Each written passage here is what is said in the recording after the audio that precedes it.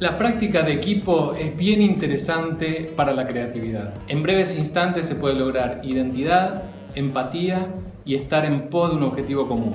El trabajo en equipo también aporta la mirada de los otros equipos. Se aprende también observando cómo lo hacen los otros, qué fallas tienen, qué aciertos, cómo lo haría yo, cómo no lo haría yo. Siempre la mirada de afuera es enriquecedora, pero muchas veces también es simplificadora.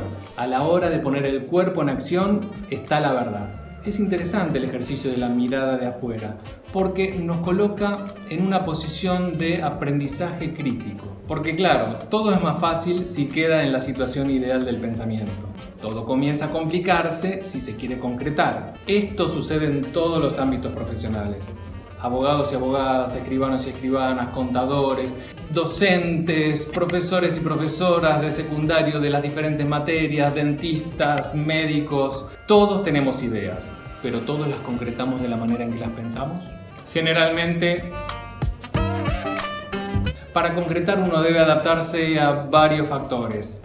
Las otras personas, los datos, el espacio, las propias limitaciones. Y lo más sencillo es echar la culpa afuera. No, yo se lo dije, lo que pasa es que él no me entendió cuando yo le estaba... No, la culpa la tiene la directora, porque no me dijo. Lo que pasa es que tiene un problema y no escucha bien, ¿viste? No, es medio sordo. Se lo dijimos, pero no nos escuchó. No entiende. Por eso se armó la confusión, porque no entiende lo que yo le dije. Yo se lo dije clarito. Pero si uno entrena y logra trabajar con estas dificultades, transitarlas, comprenderlas, ponerlas a favor, logra la alquimia, oro en polvo. Y esto se puede hacer. Las técnicas y entrenamientos que trabajo en mis clases logran estos resultados. Las debilidades se transforman en fortalezas, te lo prometo.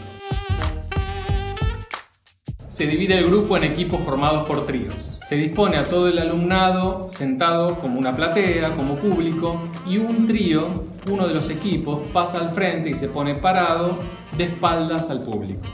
El jugador 1 pasa al frente y hace una propuesta corporal congelada y a su vez enuncia qué es lo que está haciendo. Puede ser un objeto o un personaje que está realizando una acción o con una emoción. Por ejemplo, soy un jugador de golf que está pegándole a la pelota y hará la posición.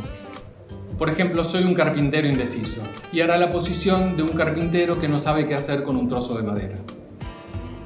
El jugador 2 pasa y complementa la imagen propuesta por el jugador 1. Por ejemplo, dice, yo soy una mesa incompleta y propone la imagen de una mesa. Puede ser que haga el gesto como que se siente incompleta o puede ser que le falte una de las patas. El jugador 3 complementa la imagen ya planteada por los otros dos integrantes del grupo. Por ejemplo, podría decir, soy un trozo de madera ansioso por ser usado.